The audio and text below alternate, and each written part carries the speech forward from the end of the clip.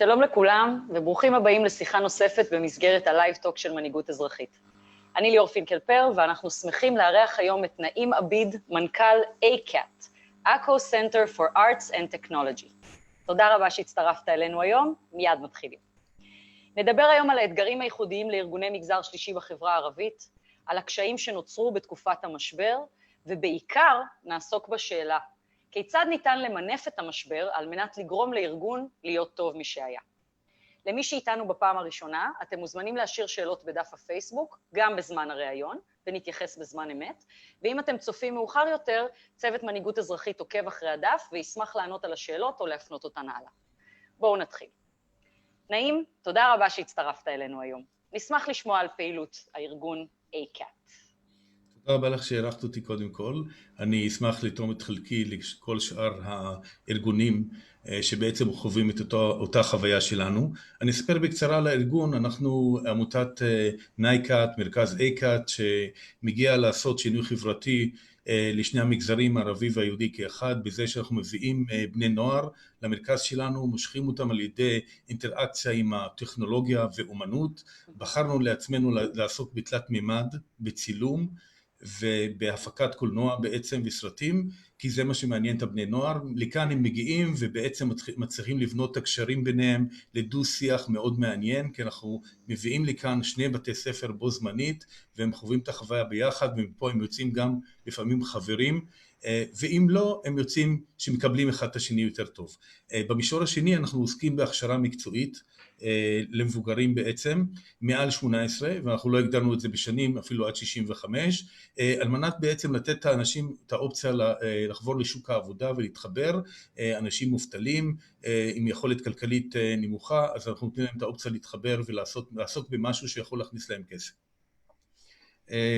מעבר לזה אנחנו מאוד מחוברים לקהילה על מנת לתרום את חלקנו גם בקטע של אומנות, אז מארחים פה אומנים, אומנות בעצם כמו גלריות למיניהם, גם משני המגזרים, ומנסים לתת בעצם במה לאומנים שלא כל כך מקבלים את הבמה שמגיעה להם לפעמים.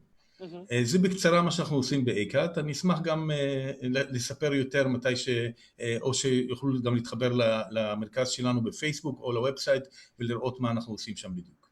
אז קודם כל אנחנו בהחלט מזמינים את כולם לעשות את זה, כדאי מאוד להכיר את הארגון. ועכשיו אני אשמח קצת לשמוע בעצם מה עבר עליכם במרכז בתקופה הזו של הקורונה. האם המשבר פגש אתכם ואיפה?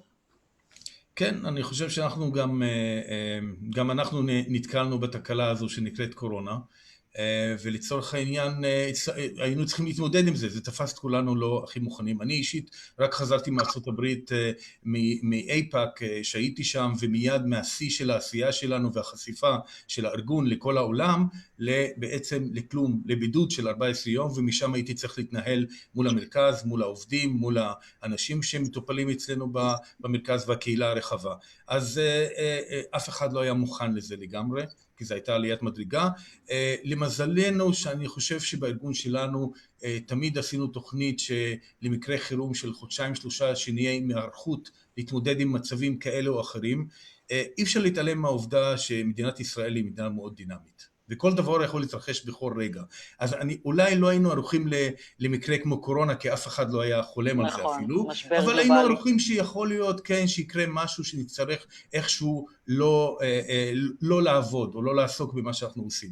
אני חושב שקודם כל, כצעד ראשוני, אני החלטתי גם לעשות את הצעד הכי פופולרי בעצם, להקפיא את כל הפעילות, לא לעשות כלום, להוציא את כולם לחל"ת, ומהר מאוד עשיתי את זה, אני חייב לציין, כי רציתי זמן לחשיבה אסטרטגית מה המהלך הבא, מה אנחנו עושים. קודם כל להבין את הכוחות, כי זה לא היה ברור, האם זה מצב שנמשך חודש, יום, יומיים, והיו גם חילוקי דעות בנושא.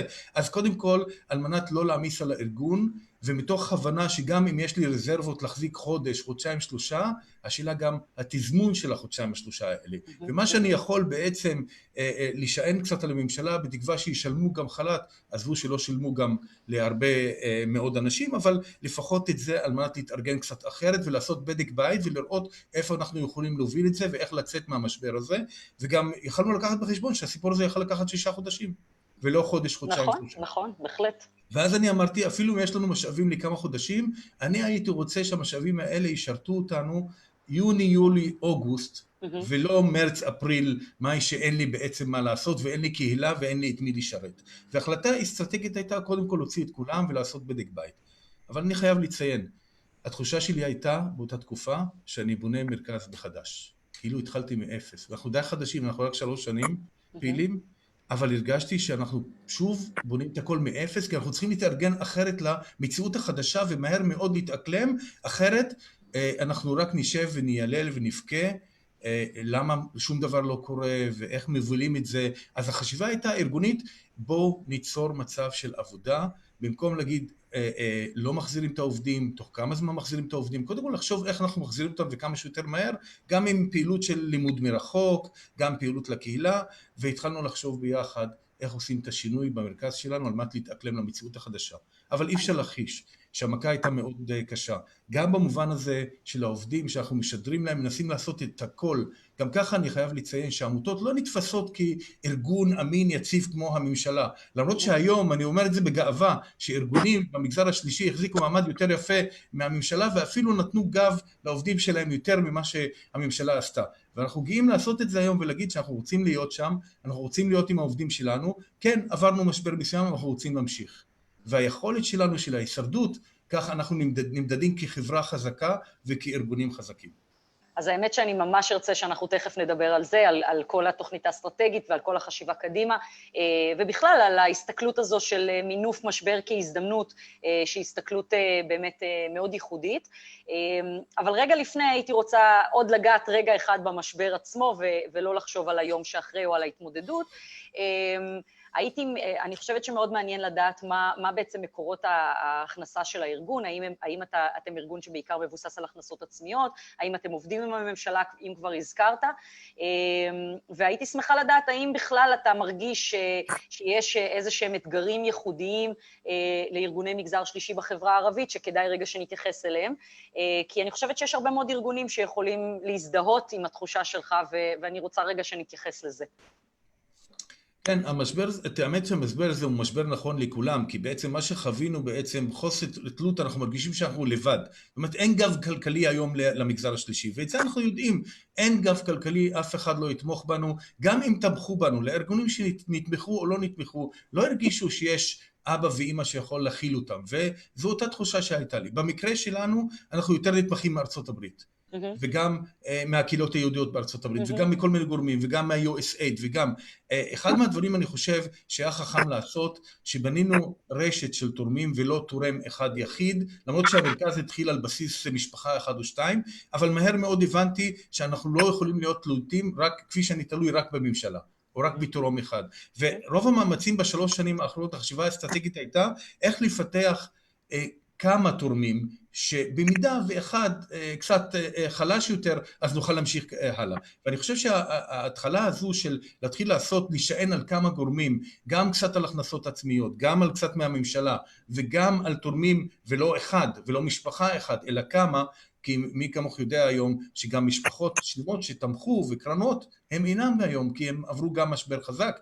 אז הראייה הזו עזרה לי היום להתמודד עם הקיים. אבל להגיד שהרגשתי בטוח, אף אחד לא יכול להגיד את זה. לצערי, והכי מפליא אותי, שאנחנו בעצם האנשים שתורמים ונותנים את התחושה של ביטחון לחלק גדול מהקהילה היום במדינת ישראל. אנחנו בעצם נותנים להם את הביטחון הכלכלי. בואו תלמדו בחינם, אנחנו תומכים בכם, אנחנו עוזרים לכם בשביל להתקדם בחיים, ולנו אין שום הבטחה מה קורה למחרת. הרגשנו מבודדים, הרגשנו כמשהו זר, גוף זר בעצם במדינה. מספיק עצם העובדה שמדברים כל יום בחדשות על המגזר העסקי, על האנשים שעובדים, איפה אנחנו בתמונה? כל הזמן אני שואל, רגע, אף אחד לא שם לב שהמגזר השלישי כיום מעסיק כ-14% מאחוז התעסוקה במדינת ישראל? איפה אנחנו? בעצם אנחנו פרנסנו משפחות ושלימות ובתים שלמים.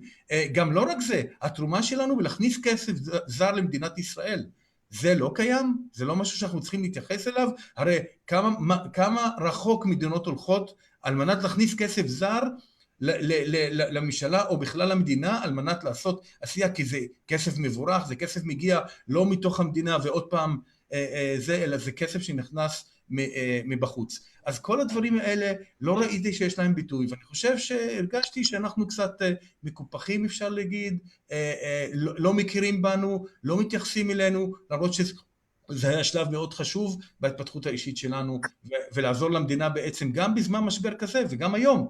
המגזר השלישי היום עומד חזק מאוד, אם נרצה או לא נרצה, גם לצד הממשלה, אם אנחנו רוצים או לא רוצים. הארגון שלנו עוסק בתעסוקה, הוא ימשיך לעסוק בתעסוקה, נכון. גם בימים קשים אלה. אז אני באמת רוצה להתייחס למשהו שאמרת, ולמנף את זה לטובת השיחה על מינוף הארגון וההסתכלות קדימה. באמת, אם כבר ציינת, באמת המגזר השלישי אמון על 14% ממשרות השכיר בישראל, לצד שזה כחצי מיליון עובדים, שכירים, ועוד כחצי מיליון מתנדבים בשגרה, ואמונים על כ6% מהתל"ג במדינת ישראל, שזה באמת כוח בלתי מבוטל, שבאמת הרגשנו הרבה פעמים במהלך המשבר הזה, שאינו מקבל את ההתייחסות הראויה לו, לא רק ברמת הכוח החברתי והתשתית החברתית שהמגזר השלישי מספק, אלא ברמת הכוח הכלכלי-חברתי, שבאמת המגזר השלישי, הוא מעסיק מאוד משמעותי במשק. אז אני רק רוצה לסגור את החלק הזה, ונעבור אחר כך לחלק היותר אופטימי עם הפנים קדימה. לאור מה שאמרת, ובעצם לפי מקורות התקציביים שמנית, אם אני מבינה נכון, אז עיקר המקורות התקציביים שהארגון מבוסס עליהם, הם תורמים, וכמו שאמרת, באמת ישנה אי-ודאות מאוד גדולה לגבי הפילנתרופיה. ונכון לעכשיו, הסיוע שהמדינה הקצתה למגזר השלישי, אינו מכיר בירידה בתרומות למתן סיוע. ולכן, אם אני מבינה נכון, ארגון שלכם בעצם אינו זכאי לסיוע נכון לעכשיו, מאף אחד מהמסלולים שהמדינה מספקת כסיוע לארגוני המגזר השלישי. האם אני מבינה אותך נכון? מבינה מצוין בעצם, לא רק זה, זה אפילו מתסכל אותי, שהארגון שבעצם בא לצד האנשים והקהילה, ואפילו עוזר לממשלה לצאת מהמשבר הנוכחי מבחינת האבטלה, במדינת ישראל לא זכאי בעצם לדברים כאלה. ואני שואל את השאלה האחרת, אם במצב מסוים, כרגע כל המגזר השלישי לוקח צעד אחורה, והרבה גם, צר לי להגיד, אבל לא ישרדו את התקופה הזו. נכון. האם הממשלה יכולה להתמודד עם כל השירותים שנתנו המגזר השלישי? וזו שאלה מאוד חשובה, וכמה כסף המדינה צריכה להשקיע על מנת לתת מענה לכל הארגונים החשובים שעוסקים בהמון תחומים שהממשלה לא מגיעה אליהם בכלל, ואין לה את היכולת. זאת אומרת, מצד אחד הממשלה אומרת, אני לא יכולה להתמודד בלי כל הארגונים האלה שעוזרים, ואפילו גם מממנים את עצמם ומביאים כסף, וקצת נעזרים ב-10, 20, 30% ממימון מהממשלה, אבל הם מביאים עוד 70%.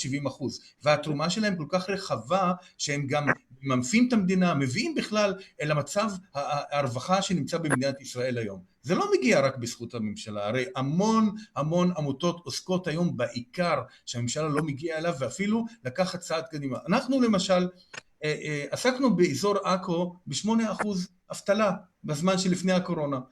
ניסינו להביא את זה ל4% אבטלה, זה התרומה שלנו, עוד 4%, שבמדינות אחרות בעולם לא מתייחסים לזה, אבל מאחר והמצב טוב, אז אנחנו עוסקים בין 8%, רוצים לשדרג את זה ל4% אבטלה בלבד, או 3.5.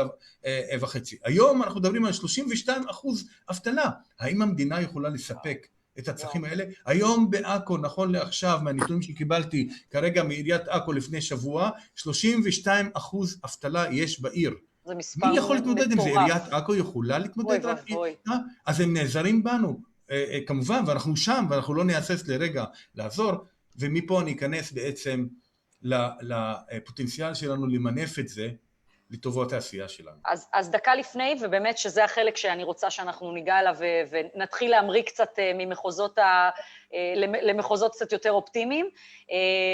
אני כן רוצה לומר שבהמשך לדברים שלך, באמת מתחילת הדרך מנהיגות אזרחית יצאה בקריאה מאוד ברורה לממשלה, לתת מענקי סיוע בגובה של מיליארד שקלים לאור איזשהו תחשיב שיצרנו לפי כמות העמותות שיש במדינת ישראל ופועלות, ובאמת אחד הדברים הראשוניים שאמרנו, לשקם את התשתית החברתית של מדינת ישראל יעלה הרבה יותר, ואין ספק שיהיו ארגונים כרגע שיקרסו ולא יחזיקו מעמד ולא יצליחו לשרוד את המשבר, אנחנו כבר רואים את זה לצערי הרב, ויתרה מכך, האחריות על לספק את השירותים תחזור למדינה, וזה נכון שכרגע אנחנו עובדים בשיתוף פעולה, והרבה פעמים אנחנו מבצעים את השירותים החברתיים החשובים ביותר, אבל צריך להבין שאם ארגוני מגזר שלישי לא יהיו שם, יהיה עדיין צורך לתת את השירות הזה, וזה משהו שהמדינה לדעתי עדיין לא השכילה בהכרה שלה את הכוח החברתי-כלכלי ואת המשמעות בעצם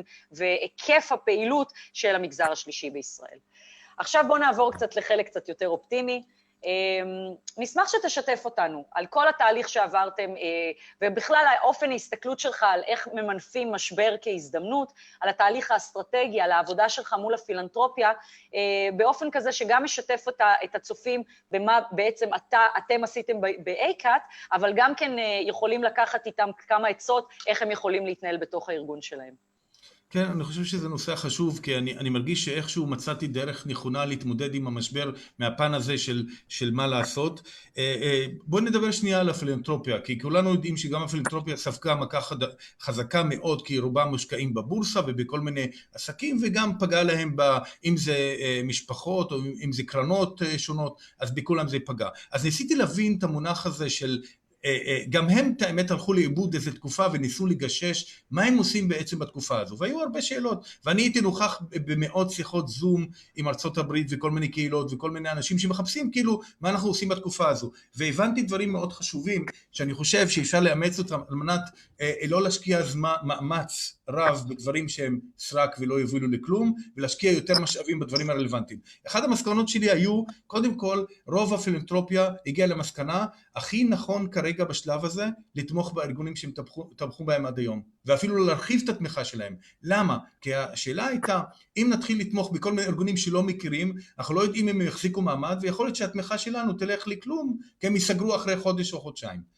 אבל צריך לומר שהם הסיטו תקציבים, זה דבר מאוד יפה שקרה בתקופה הזו, הם הסיטו תקציבים מתקציב לפעילות לתמיכה כללית. נכון. שזה משהו שאולי הוא מגמה מבורכת להמשך. אז חלקם הוסיפו תקציבים וחלקם הסיטו תקציבים לטובת העניין של הקורונה, אבל חברים, אנחנו צריכים להיות די ברורים. זה שיש קורונה לא מבקשים כסף לקורונה, אנחנו צריכים לבקש כסף לפעילות שמסבירה את העבודה שלנו, ואיך זה תורם, אם באופן ישיר או עקיף, למשבר של הקורונה. אז בואו נהיה ספציפיים, יש אנשים שהבינו מה שאני אגיש, אני כן אקבל את הכסף. אז לידיעתכם, זה לא עובד כך. דבר שני, בואו נפעיל את המשאבים שלנו בעצם, ולטפח את המערכת היחסים הטובה שיש לנו עם התורמים. כל אחד בארגון שלו צריך יותר להשקיע זמן באיך להתייחס לתורמים שלו, ואיך לתת להם מענה, ואפילו לבקש ובשקיפות מלאה, כי חלקם גם הגדילו את התמיכה שלהם בעקבות, ומעדיפים להגדיל את הפעילות שלהם או את התמיכה שלהם בארגונים, מאשר לחפש ארגונים חדשים שהם לא יודעים אם הם יחזיקו מעמד, אם הם sustainable והם יכולים להישאר בתקופה הזו או לא. אז חשוב מאוד בתקופה הזו לטפח את התורמים הקיימים ולדבר איתם על המשברים, הם מאוד יעריכו את זה. הדבר הנוסף שגיליתי, בתקופה הזו של הקורונה בשיא המשבר, אנשים לא רוצים להתעסק עם אפליקיישנס, שזה בקשות מסובכות, ארוכות מדי, הם מוצפים, התורמים הם מוצפים במאות ואלפים של פניות. אז תהיו ענייניים, שאלות לעניין ומה אתם עושים עם הכסף, ואני בטוח שתענו בחיוב. אם אתם רקמתם גם מערכת יחסים טובה בעבר, ודווקא שימרתם את היחסים האלה גם בתקופה הקרובה. צריך להיות פרודקטיביים מצד שני, צריך גם לחשוב מה אנחנו עושים בעצם, ומה התרומה שלנו לקהילה. אצלנו באקאט, אז חשבנו בכמה כיוונים. קודם כל, מאחר ואנחנו עוסקים בתמימה, צילום, שאני לא יכול להגדיר את זה כי זה דבר חיוני להמשך החיים, אז אמרתי, אוקיי, בואו מרכז אקאט צריך לחשוב מה כרגע אנחנו נותנים מענה לקהילה. אז התחלתי בשיח עם משרד החינוך. אז גיליתי שמשרד החינוך כרגע מנסה להביא, אני אתן דוגמה, משחקים ליצירה. אוקיי? משחקים ליצירה על משפחות מרובות שאין להם מה לעשות, פתאום הם נמצאים בבית, אין להם מחשב, אז חיפשנו את הדרך לגייס כספים, למרות שזו העבודה של אקאט בשוטף, אבל חיפשנו כסף לגייס כסף יהודי רק למשחקי יצירה, והצלחנו לתת מענה, כי 200 משחקי יצירה הלכו למשרד החינוך, עוד 200 לרווחה בעיריית עכו, ועוד כ100 חולקו במרכז אקאט, מתוך הענות שלנו להיות חלק מהקהילה ומה שצריכים לעשות. אבל מה זה עשה בעצם, חברים?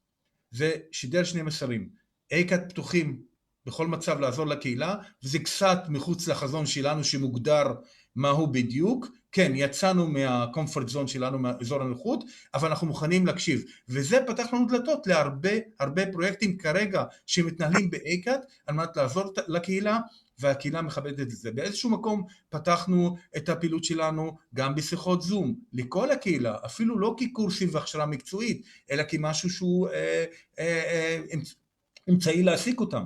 אז גם לבני נוער, גם למבוגרים, שימרנו את היחסים שלנו וחיפשנו איך אפשר לעזור, אם זה בתרופות, אם זה במחשבים, אם זה בתרומות, אם זה להיות חלק בקהילה, ולחשוב מה אנחנו עושים ביחד. אבל הדבר הגדול ביותר שכיוונו אליו בעצם, ואני כל הזמן ראיתי מההתחלה, אנחנו עוסקים בהכשרה מקצועית, ואין מקום יותר טוב היום לדבר על זה, כי בעצם זה עוזר לנו לעשות את מה שעשינו. מקודם היינו צריכים לפרסם לאנשים שאנחנו עוסקים בהכשרה מקצועית. היום יש צורך בשוק להכשרה מקצועית, וראיתי שאנחנו יכולים להוביל את זה למקום בטוח יותר. וכך בעצם כל הזמן הסתכלתי שאנחנו נעבור את התקופה הזו, ואיך לגייס יותר תקציבים להכשרה מקצועית, ופתחנו עוד 4 מגמות חדשות באייקאט בזמן כמעט של שבוע-שבועיים, שאנחנו מוכנים כבר וערוכים לתת מענה.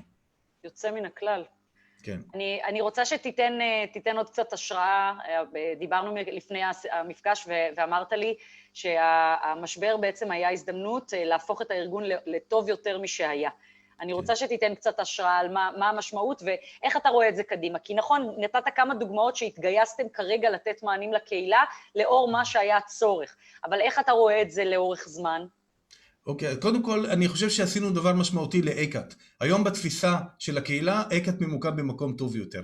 לא עסק רק בהשלמות של דברים, היום אייקאט ממוקם בדבר שהוא מאוד חיוני, והוכיח את קיומו והקשר הישיר עם הקהילה, שזה כבר לבד משהו. אני לא אזכיר עוד כמה פרויקטים שעשינו בתוך הקהילה, ובלטנו שם כארגון שחשוב לו ואכפת לו, וזה מה שעשינו. הקשר נרתם עם הקהילה, הקשר נרתם עם הרשויות השונות, עם הרווחה, בעיר, עם כל מיני גופים אחרים. אז זה היה משהו מאוד חשוב. אני חושב שהקשר גם חיזק אותנו כארגון פנימי עם הצוות, כי הייתה שקיפות מלאה. פעם בשבוע, לא משנה בחל"ת או לא בחל"ת, דיברנו פעם בשבוע, הכל נעשה בשקיפות, מתי חוזרים לעבודה, עם התחייבות מתי, עם תוכנית ברורה. אוקיי, אתם חוזרים עוד חודש וחצי, אבל אתם לא חוזרים כי אתם צריכים לחזור, אתם רק בשביל לחזור, אתם חוזרים כי יש פעילות 1, 2, 3, 4. יש עשייה באייקאט. אז זה נתן תחושה שבכל זאת ולמרות הכל וכל הקשיים, אנחנו פה בשביל לעשות משהו. אז השקיפות שהייתה עם העובדים, השקיפות שהייתה עם התורמים, הפתיחות שהייתה כלפי הקהילה, זה יצר מין מתווה חדש לאייקאט ועבודה שוטפת, וכולם ראו את זה כארגון שיכול להמשיך הלאה ולהתמודד עם כל מצב, ואפילו להוביל את זה קדימה, כי אנחנו עוסקים גם בהכשרה מקצועית וגם בבני הנוער שהכי צריכים כרגע את החיבור יחד.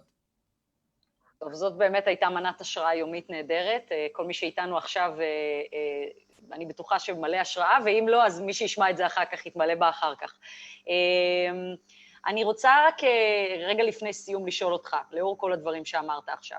ואין ספק שבמיקרו-קוסמוס שסיפרת לנו בעצם את תיאור המקרה שלכם באייקאט, יש באמת את ההבנה של מה ההיקף של מכפיל הכוח בעצם של ארגון מגזר שלישי, וכמה אתם נתתם, למרות שאמרת בהתחלה, הוצאתי את כל העובדים לחל"ת, כל הצוות לא היה בפעילות, ועדיין עשינו את כל הדברים, התאמנו את הפעילות שלנו לצורך של הקהילה כרגע, והצלחנו לגייס כסף ייעודי לטובת צרכי הקהילה.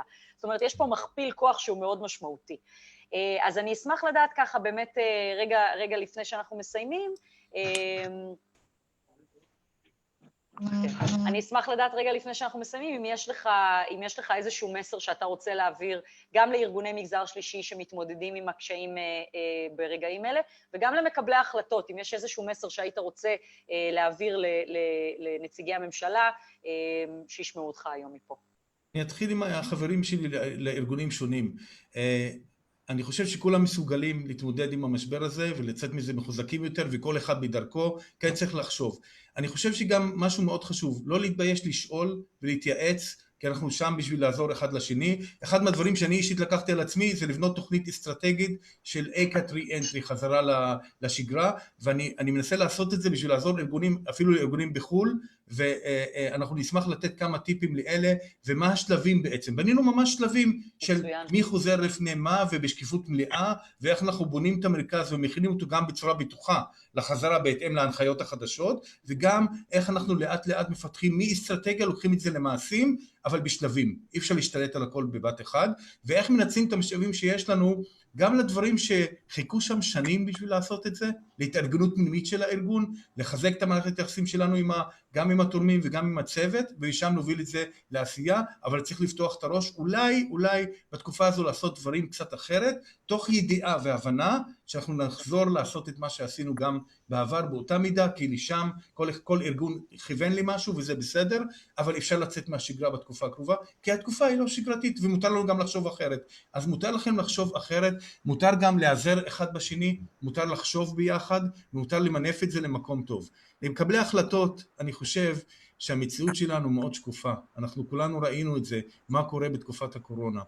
וכנראה, אני קודם כל שמח על ההתארגנות של מנהיגות אזרחית, שהצלחנו סוף סוף להשמיע את כולנו כאחד ולא כבודדים, כי אם כרגע נעים מדבר עם הממשלה ולאור מדברת לבד, אז זה לא אותו דבר. אז אנחנו כרגע חוברים יחד בשביל להגיד, תקשיבו, יש פה ארגונים מסוימים שהם צריכים את היחס, והיחס הזה רק תורם לכולם ורק עוזר לכולם, אז אנחנו גם צריכים לחשוב ביחד איך משפרים את המצב, כי בסך הכל זה לטובת כולם. ואני חושב שמה שאנחנו מגייסים יחד עם העזרה של הממשלה יכול להיות הרבה יותר כוח, ואין זמן יותר מתאים מלעשות את זה היום, כי היום אנחנו מבינים את המשבר ששום ממשלה לבד לא יכול לעשות את זה, ושום ארגון לבד לא יכול לעשות את זה, אבל אולי ביחד, והתמיכה ההדדית יכולה להוביל למשהו הרבה יותר עוצמתי וחזק, גם במגזר הערבי שהכי צריך את זה היום כמובן.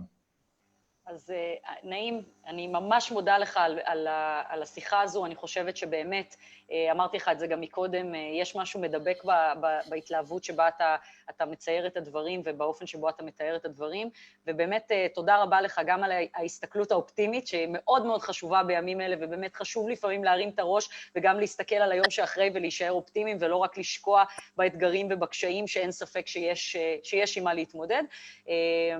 אבל אני חושבת שזה באמת יעזור להרבה מאוד ארגונים לשמוע אותך ולחשוב, ויכול להיות שהם גם יפנו אליך הלאה לקצת עצות ורעיונות איך עושים את זה. אז נעים עביד, מנכ"ל אייקאט, ארגון בעכו, תודה רבה לך שהשתתפת. תודה רבה לך, ליאור, למנהיגות אזרחית.